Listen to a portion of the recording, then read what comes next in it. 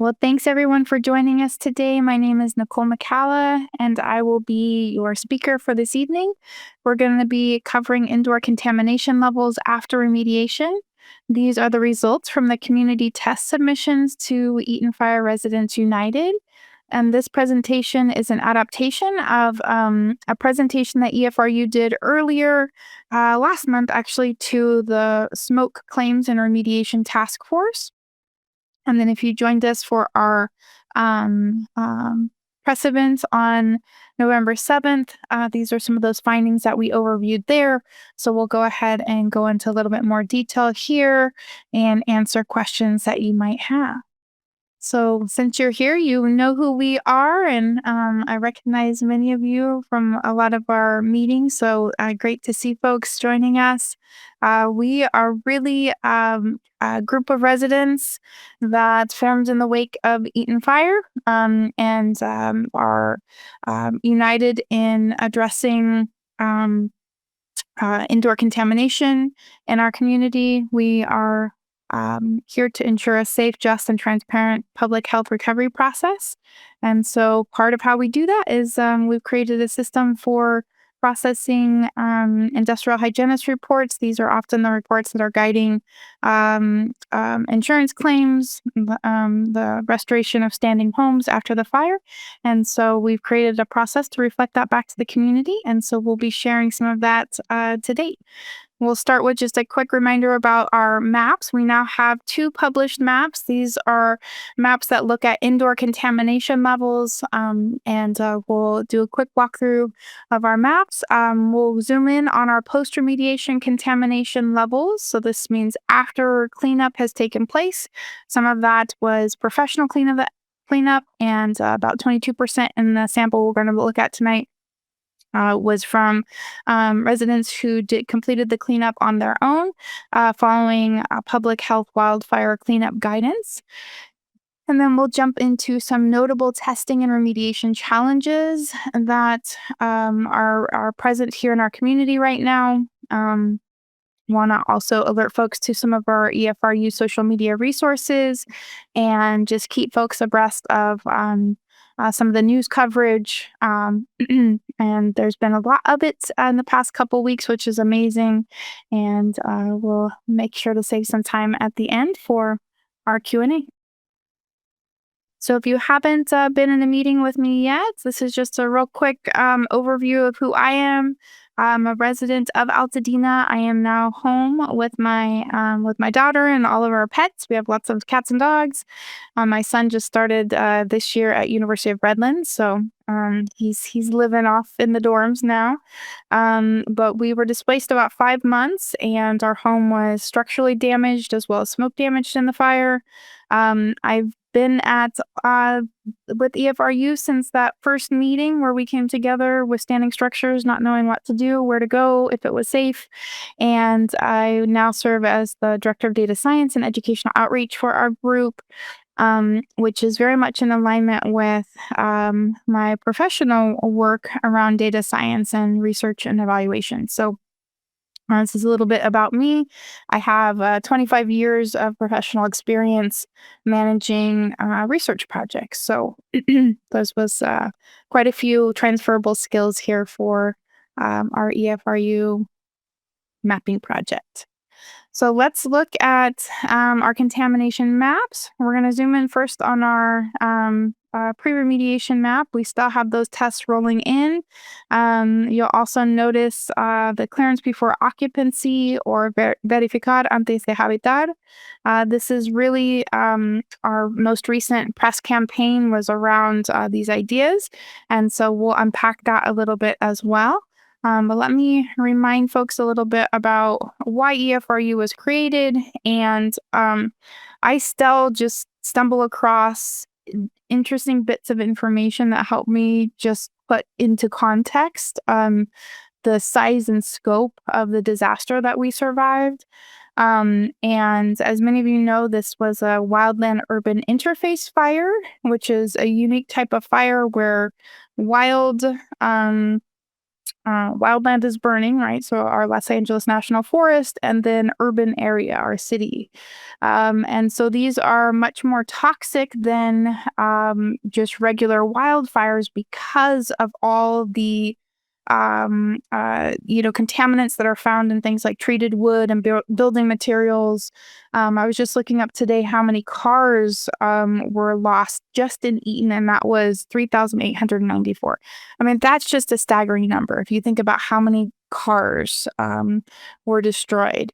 And so a lot of that, was burned and um, traveled in the smoke plume through the very populated areas of Sierra Madre, Altadena, Pasadena.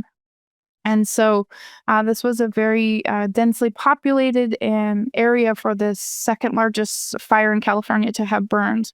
Also, just to kind of put it in perspective, we know that, the loss of life and the loss of homes and businesses was just staggering.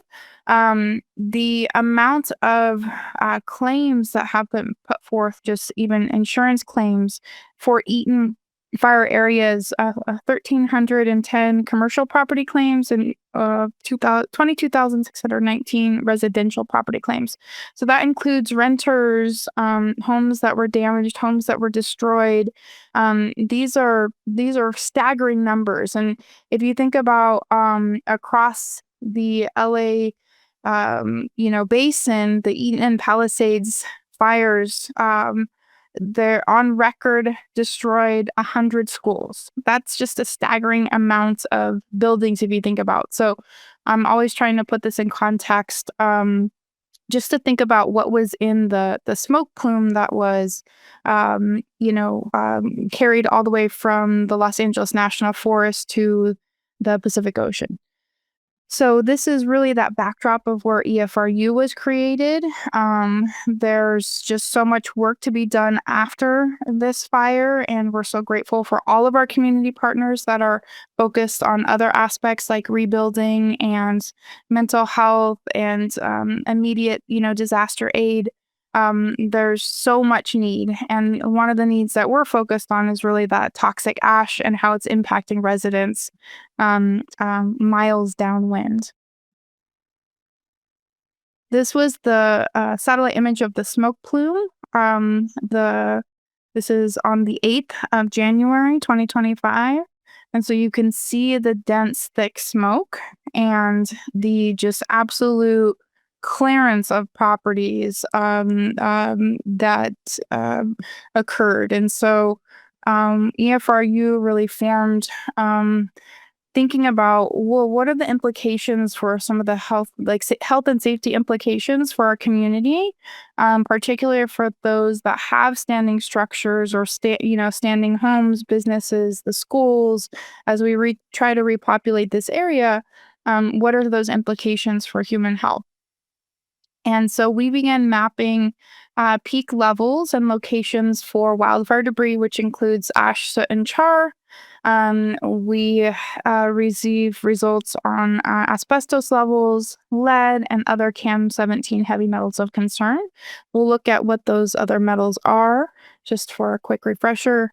And these testing locations can be from inside the homes, windowsills and floors, or interior hard surfaces.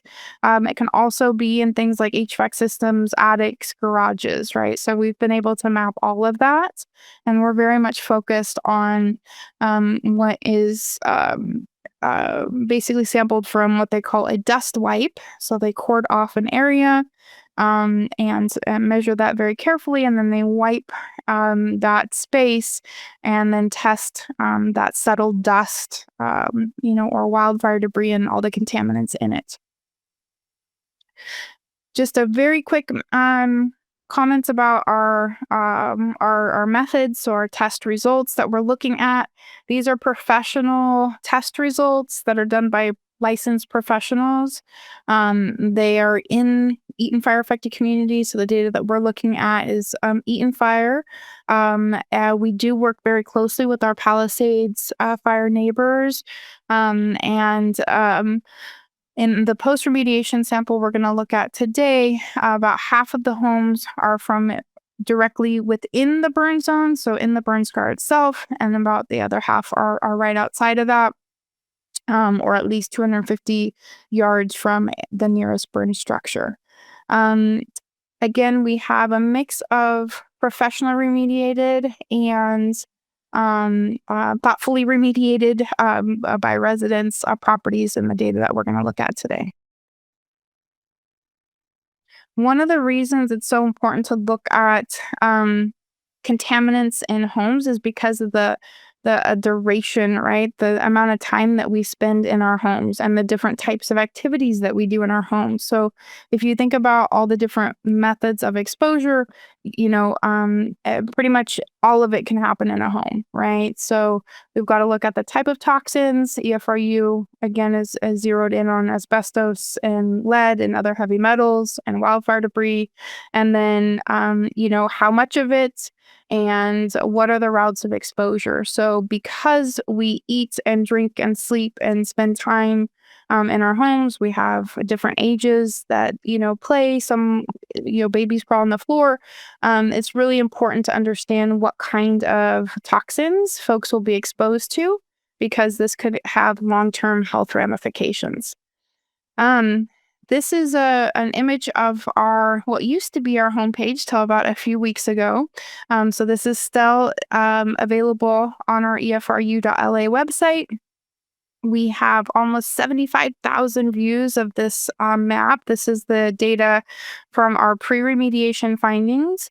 And at that time, 100% of homes were testing positive for lead and or wildfire debris. Not everybody tests for everything, but whenever it was tested for, 100% of the time it was coming back positive. For those of you that know the shape of the burn scar, that's really that top third area that's hugging the Los Angeles National Forest. The rest is really what we consider an high impact zone or an ash zone, where that smoke plume traveled and deposited toxins in backyards and soil, as well as indoors with those 100-mile-an-hour winds. So if you click on any of those icons on our map, you'll learn about the different contaminants that are being found, as well as the levels and other key information from those homes. So when we talk about CAM17, this is the list of heavy metals that includes. So things like arsenic, chromium, that's been in the news a lot. Beryllium has been in the news a lot. So these are either these are all toxins, but some of them are known carcinogens, meaning they have been proven to cause cancer in humans. Others are likely carcinogens, meaning there's a lot of evidence in animal studies that they're carcinogenic, but fewer to date yet in human studies that have taken place. So all of this stuff is bad stuff to be breathing in our homes through this fine settled dust particles. At that pre-remediation level, we saw in the 100% of homes tested for lead, positive for lead, and some of them at thousands of times over what the EPA has set as an action level. And so that's that 5 micrograms per square foot for floors and 40 micrograms per square foot for windowsills. So over 3/4 of the results from pre-remediation tests were well above that 40 microgram per square foot limit for windowsills. So now we're going to zoom in on our post-remediation results, and this is why folks probably came, but wanted to make sure that everything was put into context, and this is going to live as a recording on our website with these slides. So for folks maybe hearing it the first time, that context will be important. So when we talk about clearance before occupancy, what we're talking about is getting these toxins out of our homes, right? So the wildfire related debris, disaster related debris and contamination. We deserve homes that are free of those toxins and we should not be forced to return home until all these toxins have been remediated or cleared to a level that's considered quote unquote safe for habitation, right? So this is there are laws around worker rights and rights to know what's in the spaces that workers are going to be, spending their time. There's laws that govern what's allowed to be in schools, and we have made some really good gains as far as new uh, renter law, actually SB 610, that establishes renters have the rights also to live in spaces that are free of contamination, and that all these homes in the Aiton fire area should be assumed to be contaminated until proven otherwise. So the burden has been put now on the landlord to establish clearance, right, and do so in writing with evidence of the remediation that has been taken place to remove this disaster-related debris and contamination.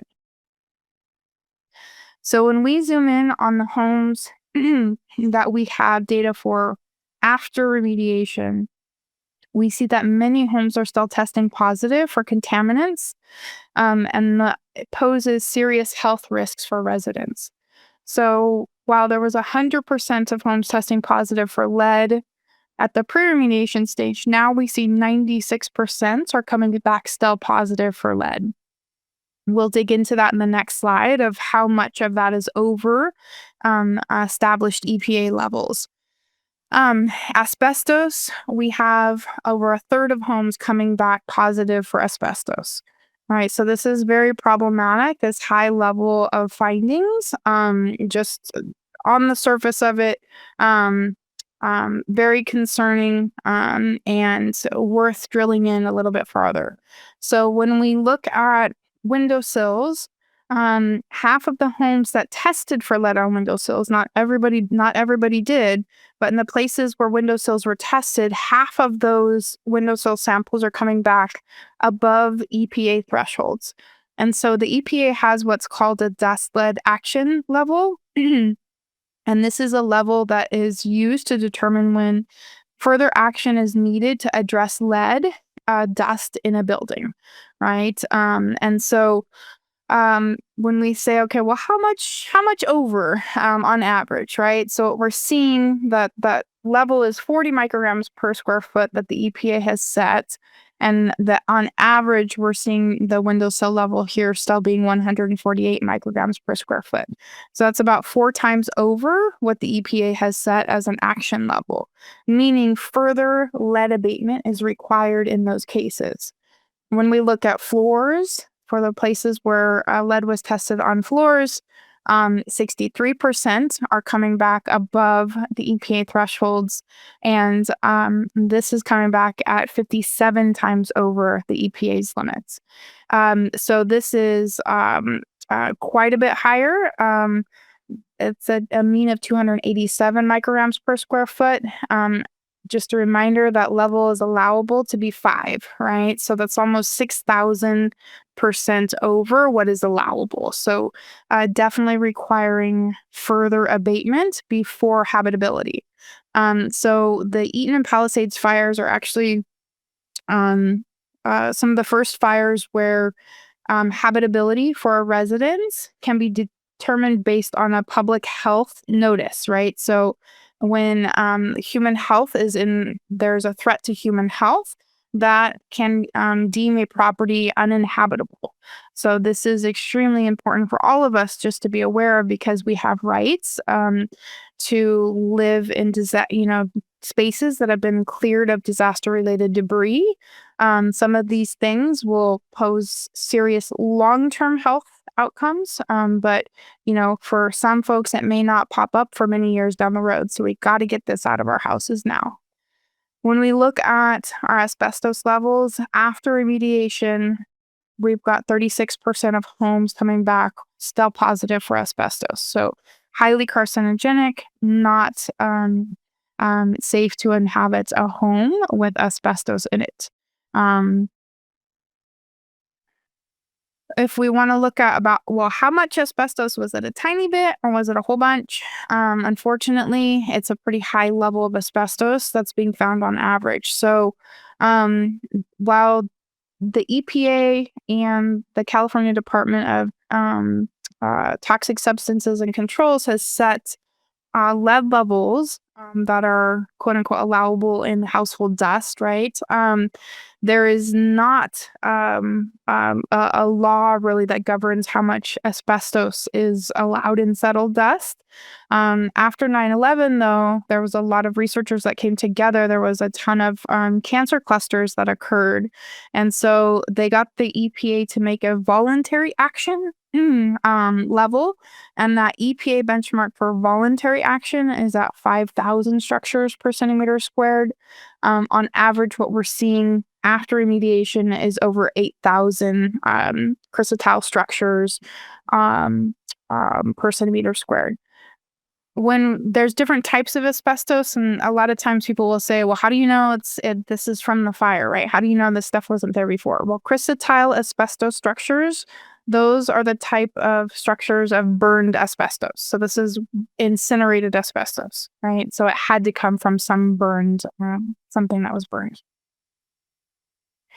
To complicate this a little bit, or to make it even, in my mind, more pressing to look at, is that if that settled dust becomes airborne, there are clear levels for asbestos in the air, right? And so only 70 structures per cubic centimeter are allowable in air for schools, right? So if this settled dust becomes airborne, that can be extremely problematic.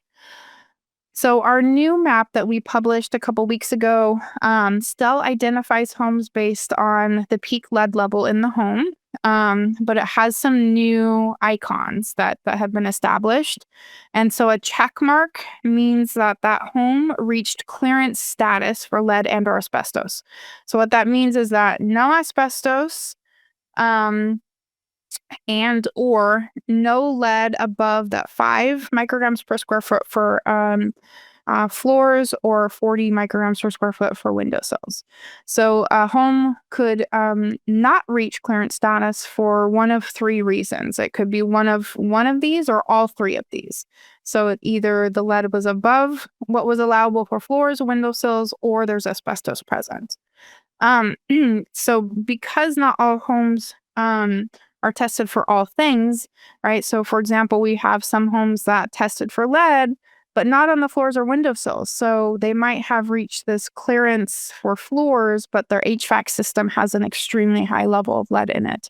For homes where we felt uncomfortable just putting a check mark because we know that there are concerning levels of contamination in other locations in the home, or maybe CAM 17 levels, we have indicated with an exclamation mark, right? So some caution and interpretation there.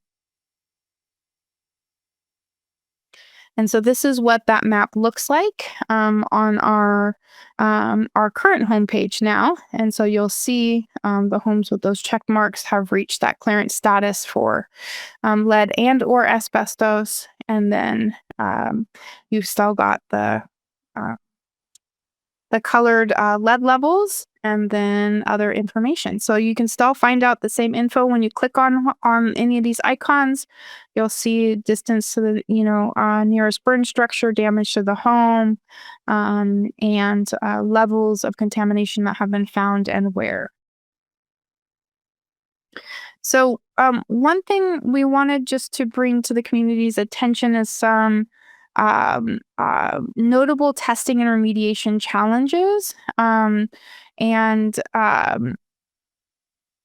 so a couple things to point out, because one thing that EFRU advocates for is equitable access to testing and remediation, but there's also some challenges around interpretations. So in the data that we just looked at from the 50 cases after remediation has taken place, in only 16% of those cases was remediation being guided by pretesting.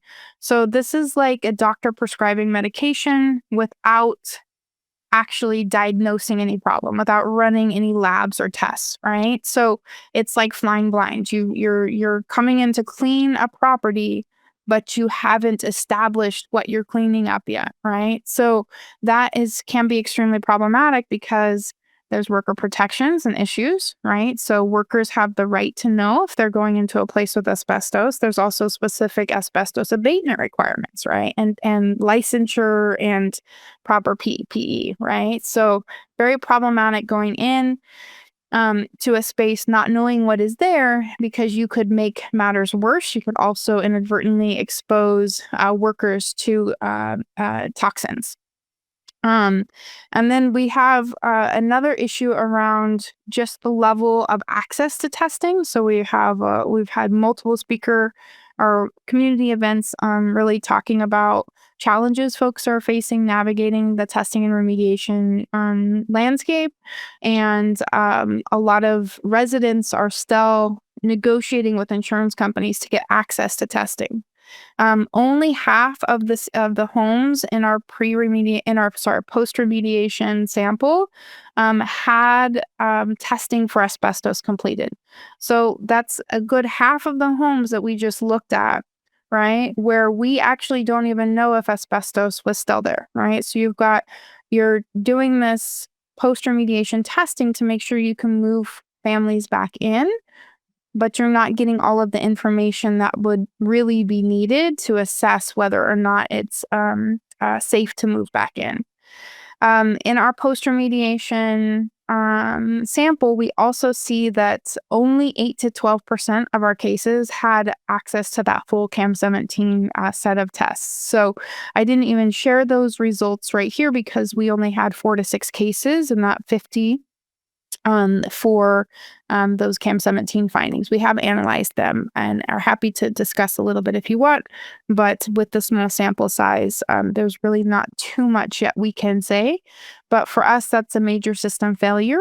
A recent guidance from Purdue, Dr. Andrew Welton and Eric Bolins, who is a Palisades fire survivor, have stressed the importance in their testing guidance that CAM17 heavy metals are tested for post remediation prior to returning a property to normal use, right? So the fact that we have so few residents getting access to that full suite of testing is very problematic.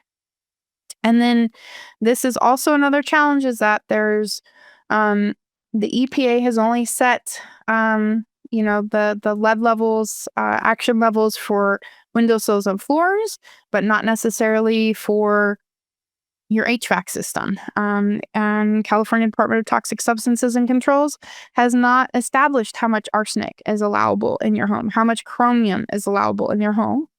And there's definitely not guidance on how much of the nanoparticle level size is acceptable. So there's further challenges even just in interpretation with some of this stuff, and EFRU is paying attention to all of that and advocating for clear standards and accessibility to testing. If you are still engaging in some post-remediation or even pre-remediation testing for your property, you want to make sure that the transmission electron microscope method is used, the TEM method. That has 20,000 times the resolution of a PLM method. And unfortunately, many homes that get the access to asbestos testing are being done incorrectly, right? So because there's a higher resolution, meaning it can find these extremely small particles, very, very small and fine particles, right? PLM method is appropriate for a solid, so like your popcorn ceiling or your soil. But if you're looking at a dust sample, that TEM method is the method that the EPA has designated as the appropriate way to look for asbestos in that settled dust. And so we've got 40% of the homes, so 10 out of the 25 that were tested for asbestos were done so incorrectly. So that raises doubts of false negatives, right? So you want to make sure that you're getting access to testing, but you also need the proper access, right? So the TEM method is extremely important, and that's also detailed in the Purdue testing guidance. It's also in our EFRU materials that we've circulated and are available on our Instagram and social media pages to help guide you and hopefully educate the industrial hygienist field. And that seems to be very unregulated, what needs to be happening. So another layer of the problem is that there's a lot of issues with the companies that are coming in to do the cleanup. So, as you remember, 78% of the homes that we looked at were were professionally remediated. Eight of the nine asbestos positive cases were from professionally remediated homes. Okay, so this is not, oh, you cleaned up by yourself and you didn't do a good job. We have a nightmare unfolding for residents around who's coming in to clean up these jobs. Only 20% of the companies that did the professional remediation that we looked at were licensed for asbestos, and only 60% were licensed to be treating lead. So you've got 100% of homes testing positive for lead, but just over half the companies coming in to do the cleanup being equipped to deal with lead, right? And then you've got 1 in 5 companies being equipped to deal with asbestos. So some of our advice to residents is to make sure you're getting the correct testing for asbestos, but you're also working with licensed remediation companies. And these are things that I didn't know, so don't beat yourself up either. I got terrible pre-testing, didn't ever get access to post-testing. Luckily, I think my remediation company did a relatively good job, but they are they I don't think that I have to double check their licensure. I know they're for sure not licensed to treat asbestos. So this is something to look into. If I were to rehire, I would make sure that my company is licensed in all the things, and that we're testing for the right things in the right ways. So just this is something we're advocating for, those standards. So when we think about some of the implications for residents, sort of big picture finding in the sample of 50 homes, 6 out of 10 homes remain uninhabitable due to lead and or asbestos levels. And that doesn't even begin to interpret CAM17 metals, right? That's just for the data that we have available. Looking at these two contaminants, more than half of homes would not yet be fit for normal use after remediation was completed. So meaning further abatement was required. It doesn't necessarily mean it's hopeless situation, but it means more remediation is necessary, more testing is necessary. And if the problem can't be solved, then more aggressive, steps have to be taken. And we know that some homes have to be, taken down to the studs, and rebuilt from there. So hopefully that will not be, a widespread kind of a reality. I know I'm back in my home, and hoping that remediation was done well. We know that this is a multi-layered problem, not just for the human health crisis, right? We've got, threats to our animals, right? Our cats, our dogs. There's a huge threat to their health. We have a huge threat to workers that have already been in these areas. Cleaning up wildfire debris, are going to be here for rebuilding, right? Or anytime you need further work in your house, right? If you run a in-home business or you work from home, I mean, these are all really important things to be aware of. We are the economic driver, the standing homes. Before things can be rebuilt, that keeps our economy going, is to get people home, get people out of rentals, get people back into the community, keeping our businesses open, and the community still thriving to the best ability that it can as we, face that long-term recovery process. So, long term, this also has huge economic implications for home values, abilities to secure loans, sell your house, all of that good stuff, right? So, this is a major equity issue. We want an equitable recovery. It's already been disproportionately affected our most vulnerable. And that will just continue to widen if we don't have a systematic community wide response to this. So, if folks are in litigation or you're considering the SCE payout, make sure that you are being mindful of fees for decontamination and that you are including that because you have a right to, clearance. You have a right to that decontamination so that your family and the long term economic health of your family, including that physical health, are protected. So some of our advice to residents is to, continue to raise awareness about indoor and soil contamination. There's been a lot of talk about soil contamination, and even that has been very largely focused on lead, but we know that there's other contaminants. We need to make sure that folks in our community are taken care of. If you have insurance, we encourage you to file a smoke damage claim before the deadline. I would say get that done in 25 if you can.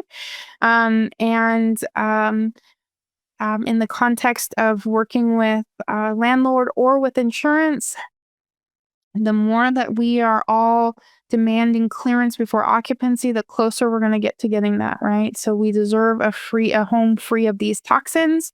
That's going to be required that we advocate for pre-testing to guide the proper remediation, that then the proper companies are hired that are licensed, and then that post-remediation testing is extremely important. So I will continue pressing in my own family's case to get that clearance. And if clearance has not been achieved, we all have to be ready for additional rounds of remediation, right? And insurance has to provide the alternative living expenses so that we can continue to abate our homes as needed.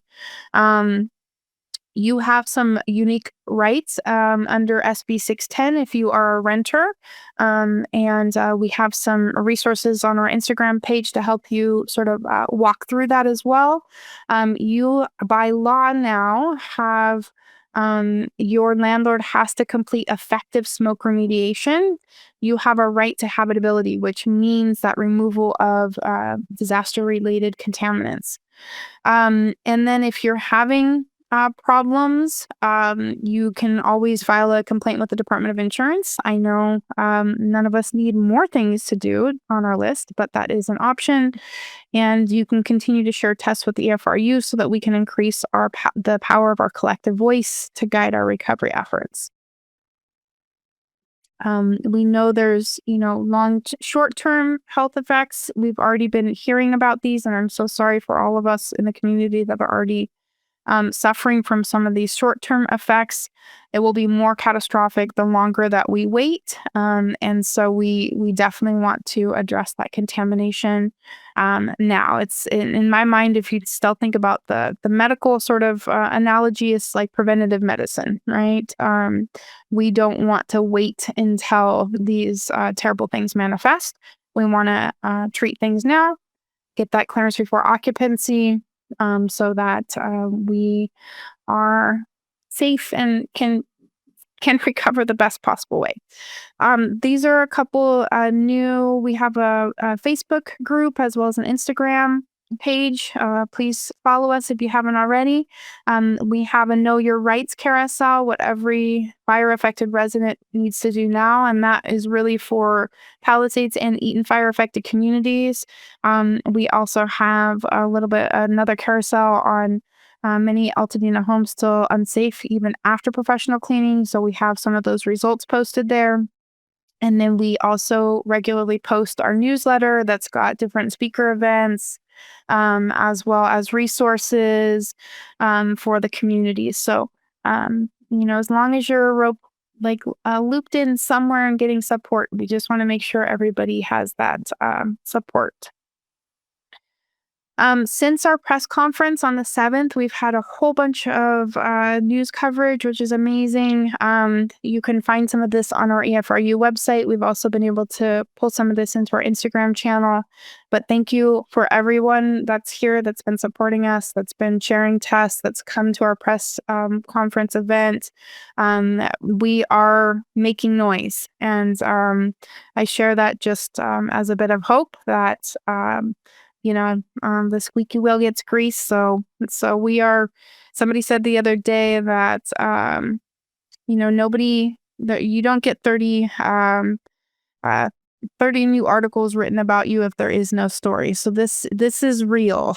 This is we would not have LA Times. We have a lot of major newspapers. So some articles still in progress right now. This would not have this level of coverage if this was not a real thing, right? And so I just say that because I just like you probably go back and forth in my head about what's right for my family and if I'm really making something bigger than it is. But there's lots of information out there that suggests that we should be concerned. And so we're here to help you navigate that. We've got lots of fire recovery efforts underway. And you'll be able to explore some of that a little bit more on our website, but lots of amazing work and happy to talk about that more. But I want to jump to all the questions that you've been submitting. So I'm going to stop sharing and start looking at the chat, which I couldn't do while I was talking because I have my limits, So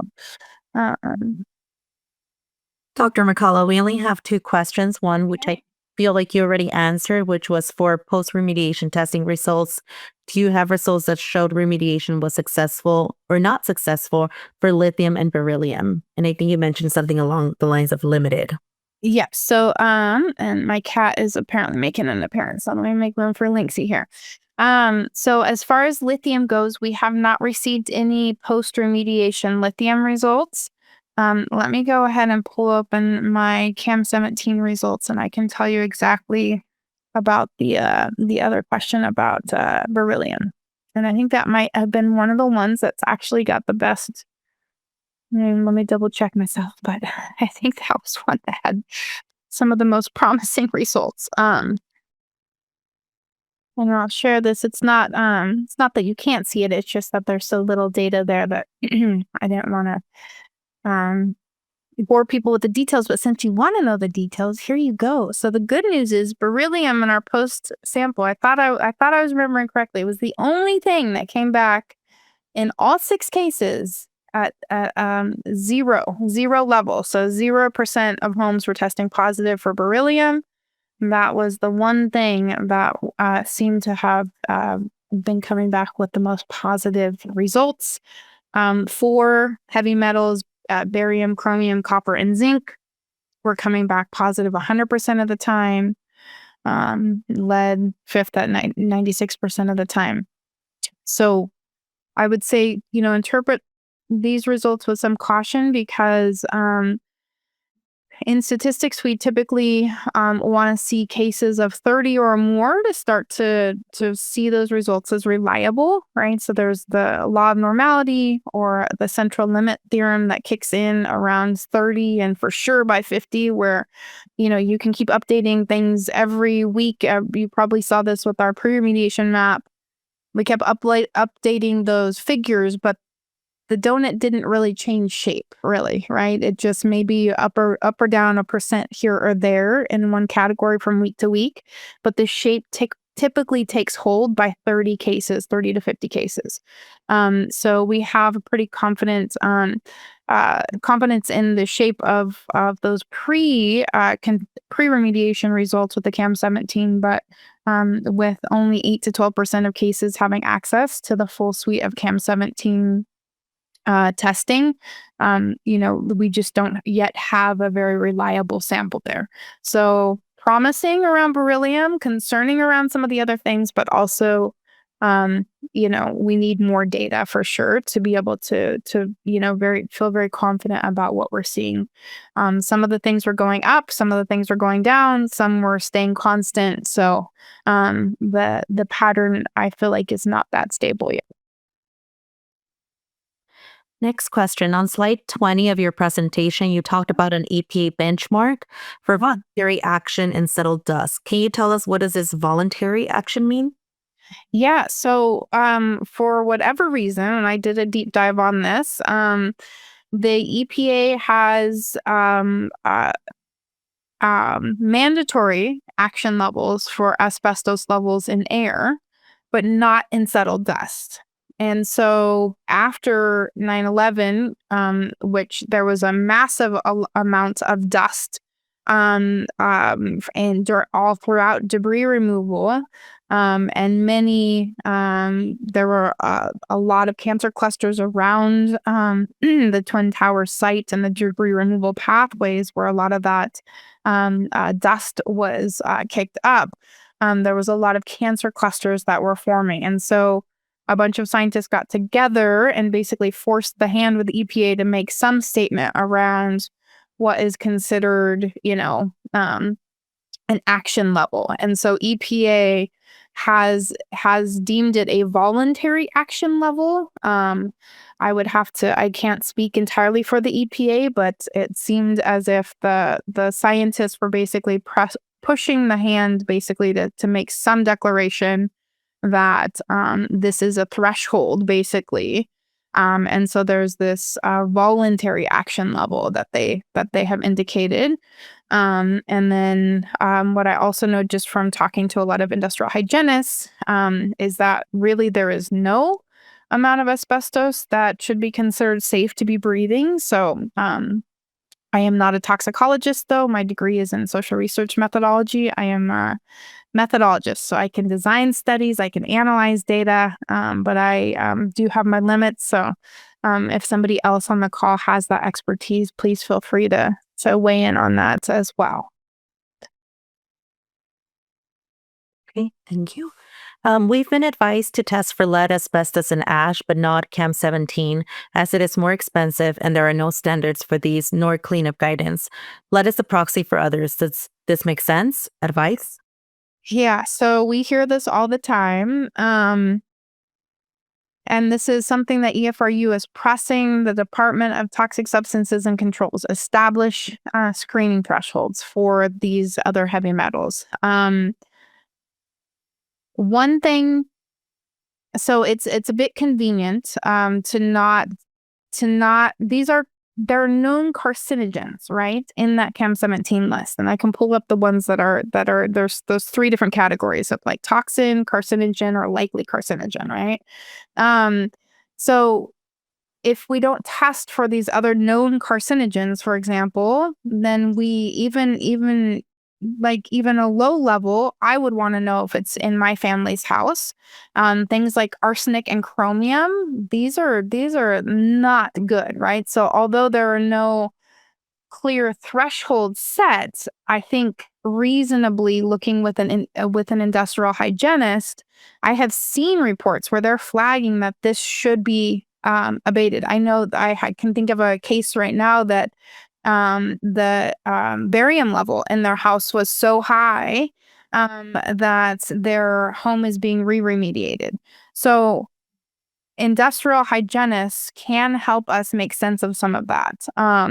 And there's some interesting pieces I've been meeting also with public health experts, but also those that are in litigation. And if we don't test for some of this stuff, then we also can't hold our remediation companies accountable for getting rid of it, or our insurance company. So if it's never tested for, we have also no way to hold any of these folks accountable for clearing it. So it is very convenient for insurance to not want to test for it. And it's also convenient that there are no thresholds for some of these other things.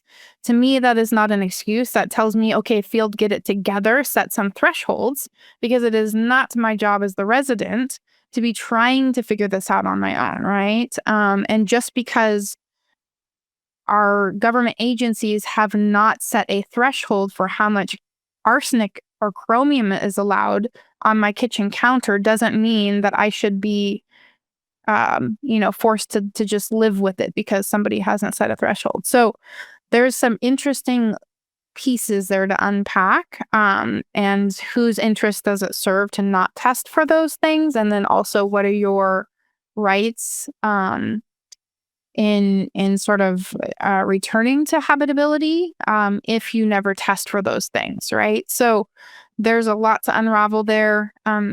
I totally understand the cost prohibitiveness of a lot of this stuff.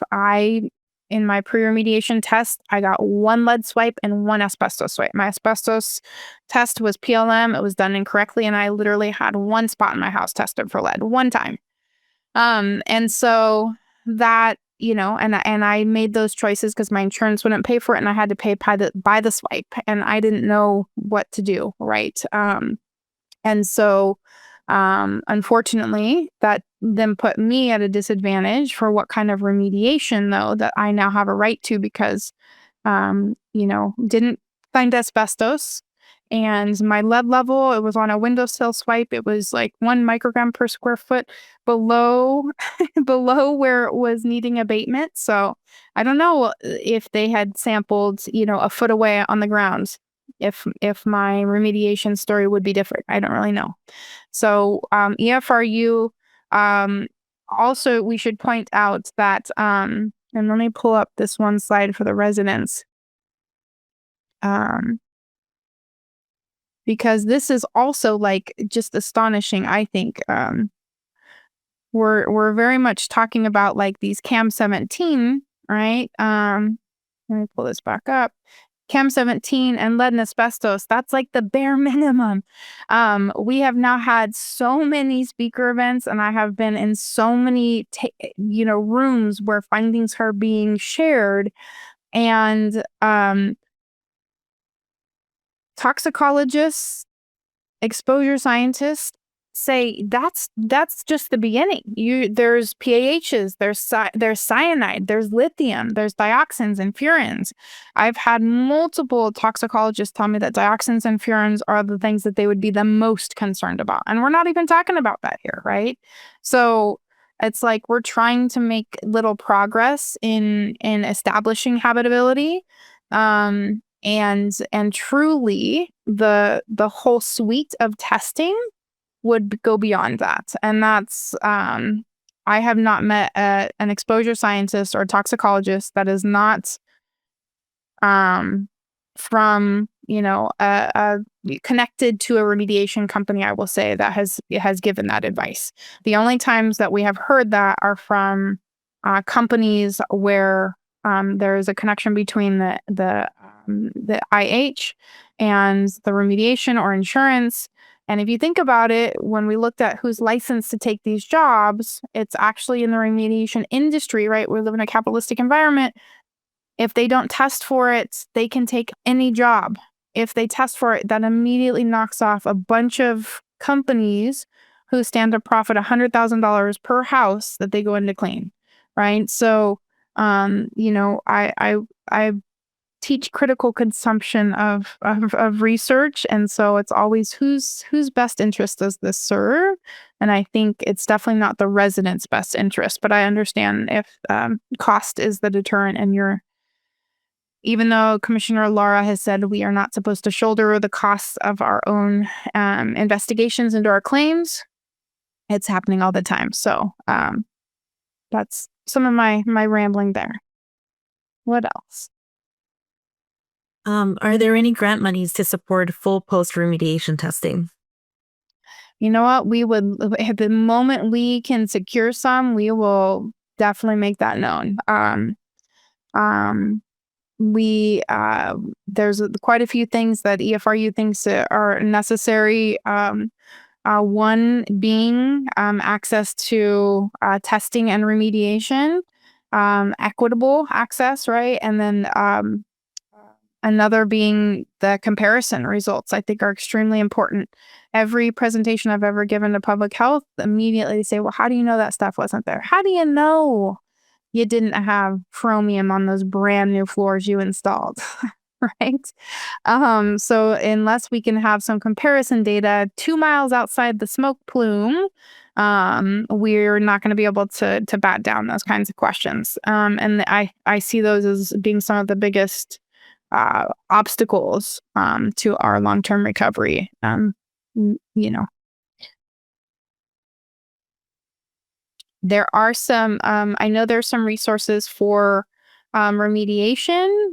Most of the companies that are providing some of the remediation services don't also provide testing.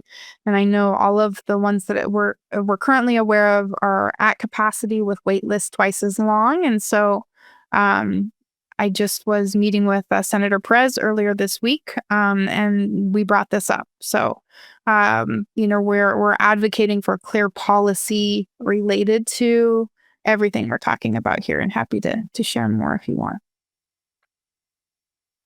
And as far as resources on how to remediate lead in yards, yeah, so our entire yards are, not covered on our policies, mine included. That has still sitting out there untouched.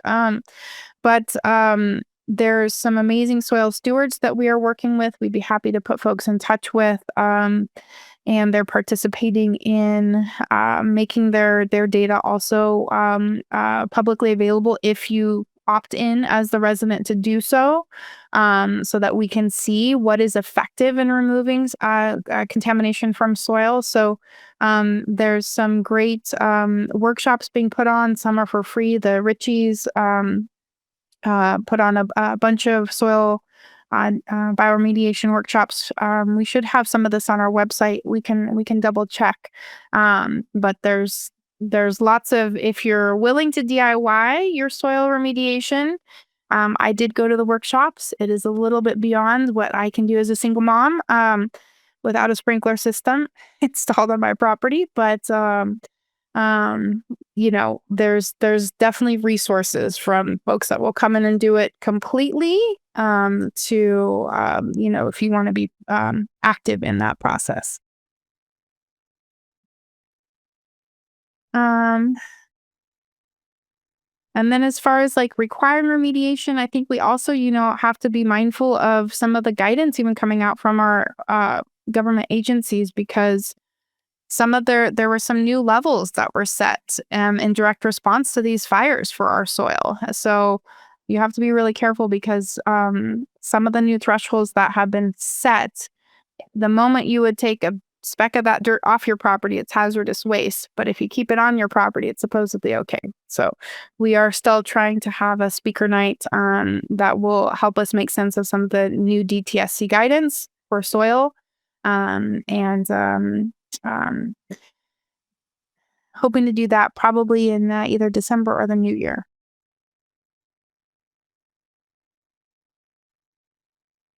Um, yeah, so encapsulation. So it's interesting, and again, I am not an industrial hygienist or anything, so I can just speak on what I've found with references and things.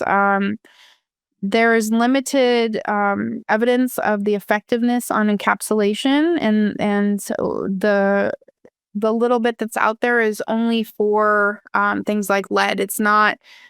There's not a robust research on, can you encapsulate chromium at the nanoparticle size, right? Like, so encapsulation um, is often disproven as a actual remedy. But again, I think it might also depend on how much contaminants you have in your home and the type of use. I think we also there's a lot of movement right now around mandatory disclosures that are coming around the corner.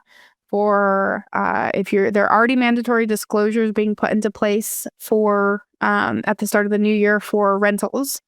And then there are soon to be mandatory disclosures for when you sell your home related to what if you achieved clearance status, right? And then they're going to want to know what remediation took place. So some of these things that we're being led towards, like encapsulation, I think we really want to just think deeply about what sort of longer term implications that might have for our family if we don't have support with truly eliminating contamination. that might, have implications for when we turn around to sell our home or, need to refinance our loan on our home or something like that.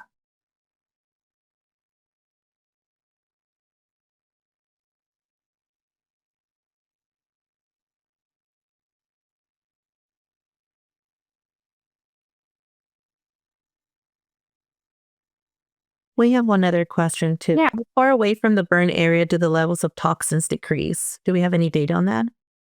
So, not conclusive, I would say. And this is something that EFRU is, again, have been pushing for since early days of establishing an actual ash zone that has higher and medium to lower impacted areas, right? Where you would, folks that are in a high impacted area, um, that those folks you would need to assume that you are contaminated and follow testing and remediation sort of guidance, right? Um, Prior studies that look at wildland urban interface fires, there is I forget the name of it might be the red guide that indicates 7 miles. You should expect for contamination to travel 7 miles, and that uh, correlates very nicely with the Caltech studies that have come out on lead levels. It We have some uh, um, homes in our sample that are, to the 210 freeway and a little bit past. We're still seeing contamination levels in those homes. But this is, again, what I think it's just ridiculous that we don't have somebody in public health or our state that is helping determine some of this stuff from us, right? Like this is not a hard question to answer. It just takes some resources, right? So unfortunately, there has not been the money put behind answering that question, to say, okay, here's where there's a high impact zone. Here's where there's moderate or minimal, right? And one of the best estimates that we currently have is from Edgar McGregor's ash zone depiction, where there's that high impact zone, but there's no data to match up perfectly with that to say, was he right? And I think that that's a missed opportunity here. So I wish we, with certainty, knew the answer to that question.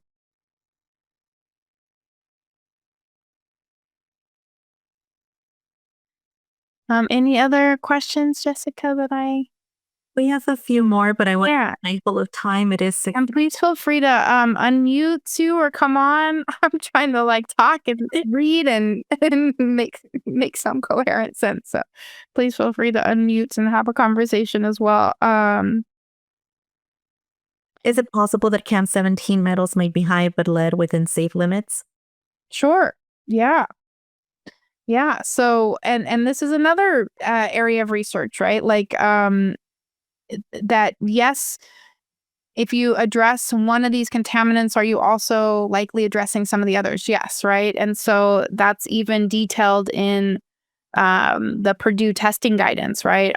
They suggest you can test for a smaller number of things at the beginning and then a more robust, complete test on the end, because clearance is where you need, to make sure all of it's been removed. But at the beginning, here's the core set of things that you should test for, because if you treat these things, then you'll also be treating the other things. But looking at some of those correlations is possible with our data. We just haven't been able to get there yet. We're a volunteer-run organization and just haven't. There's more analyses that need to be done. But it is possible. These things are independent. There's a correlation between them, but there's, it's none of it's going to be like a perfect one-to-one kind of correlation. And I know you answered this already, Nicole, at the beginning, but what tests did you run post remediation and what clearance did you get before you were comfortable to move back home? For financial reasons, I had to move home before clearance status could be achieved. My insurance company has jerked me around a lot, and I have no confirmation of clearance. So I have not been able to access any post remediation testing. I don't find wildfire debris like some other neighbors do. So I think I got pretty lucky in that my remediation company seems to have done a good job. But I my insurance company said they would pay for it at the beginning, the pre-remediation testing. I got it ordered up, then they refused to pay the invoice and I had to pay out of pocket. So I said, okay, the next time I can't do that. I will for sure make them approve the invoice before, and they refused to approve anything on my invoice. So I'm still going back and forth, and hoping to get that test though. But the series of tests I have, I've had a proposal from respected IH that I would like to go with. And I've told my insurance company, just tell me what on this list I can test for. Like I'm not expecting you to approve it all. This is what I would like to test for. But what will you approve? And it's just super unhelpful communication. Um, I won't even go into the details right now, but frustrating, I'm sure, as many of you know. Um, hey, the insurance doesn't answer the question that you posed, and they pose, in my mind, stupid questions that show that they didn't read your email or any of what you're submitting, and that just keeps happening. So, and then so things like attics. So I will tell you. So I see there's like some thoughts about that. So we've also heard a lot of people say, like the insurance company will say, well, don't worry about having 1,000 micrograms a square foot of lead or other contaminants up in your attic, right? And the EPA doesn't have dust lead action levels for attics, right? I've been working closely with the LA County Department of Public Health's Department of Worker Health and Safety, and learning some really interesting things. And we're collaborating on several resources. One thing I learned this week, because I expressed my concern that, like, um, you know, any future work that has to happen, if somebody's going to work on my heating or my electrical or has to replace insulation or whatever that is and has to go into my attic, like, I'm going to be exposing people to whatever's up there, right? And I was meeting with an attorney who works in this area and was saying that the homeowner can be held liable for exposing any workers to contaminants on your property. And then I learned this week with the LA County Department of Public Health, their worker health and safety unit, that the homeowner is the employer on record for labor that's happening in your house. So, and there's a right to know, that's an actual worker's right to know what contaminants they're being exposed to. And so I would push back on anybody telling me I'm allowed to have these high levels of contaminants up in my attic or my crawl space, right? We've heard a lot of that. Don't worry about what's in your crawl space or your attic. Well, the next time I hire a plumber who has to go in my crawl space, I am legally liable for exposing them to carcinogens. I am legally liable for anybody that goes into my attic to work on my home, right?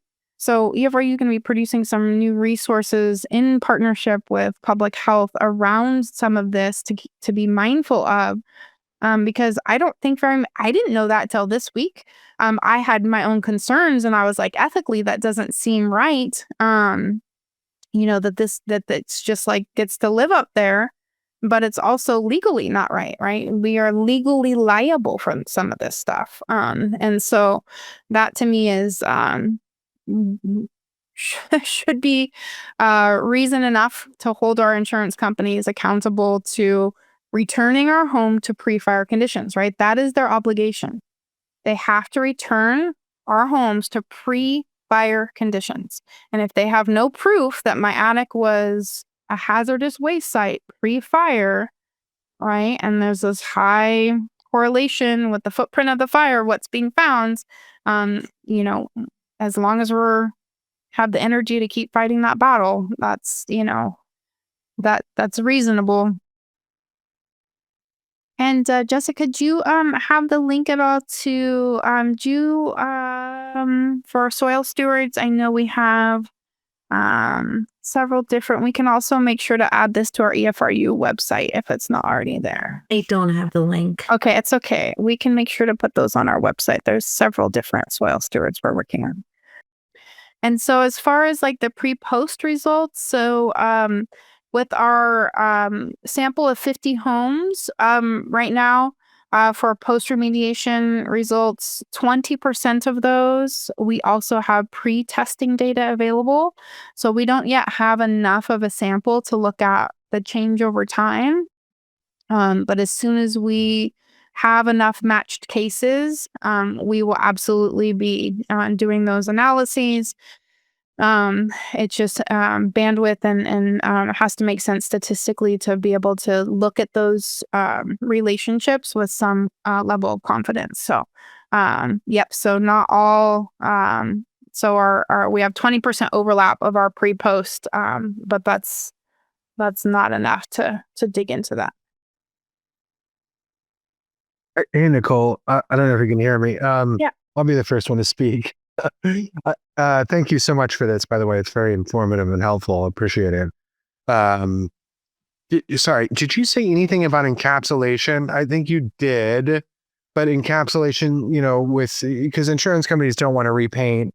They don't want to help, they don't want to finish the floors. And we have, 120-year-old floors. And it's like, well, it gets in all those nooks and crannies. And I know. why not give it a code or whatever? And they're going to push back. So do you have any evidence, that would support that other than saying you would have to disclose this maybe? Or So thank you. yeah, we've dug into some of this. One of the things on our so my short answer, not today, to give you like here's your one pager on encapsulation.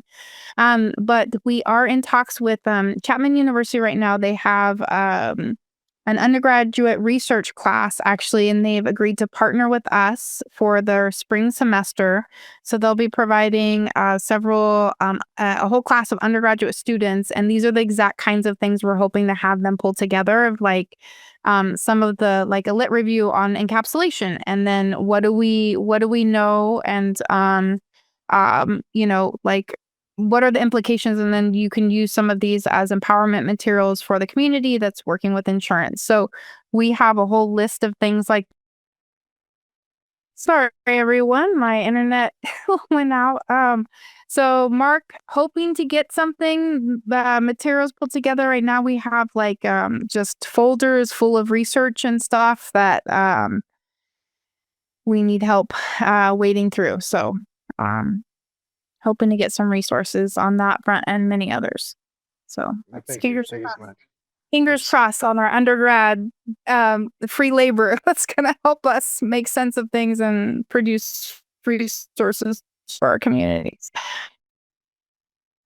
Anything else? Yeah, so there's a question about like the pets and stuff.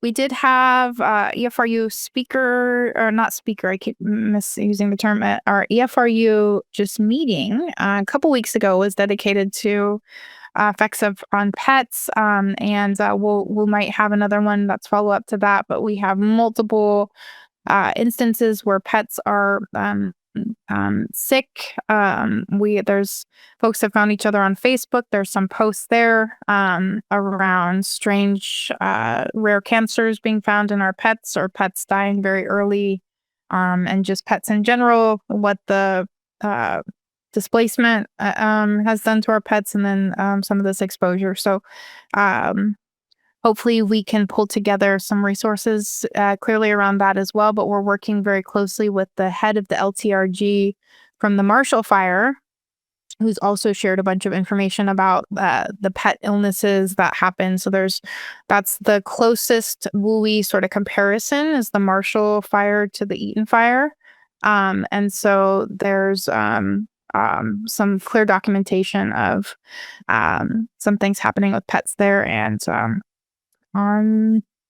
also on the list of things to bring more information to the community about.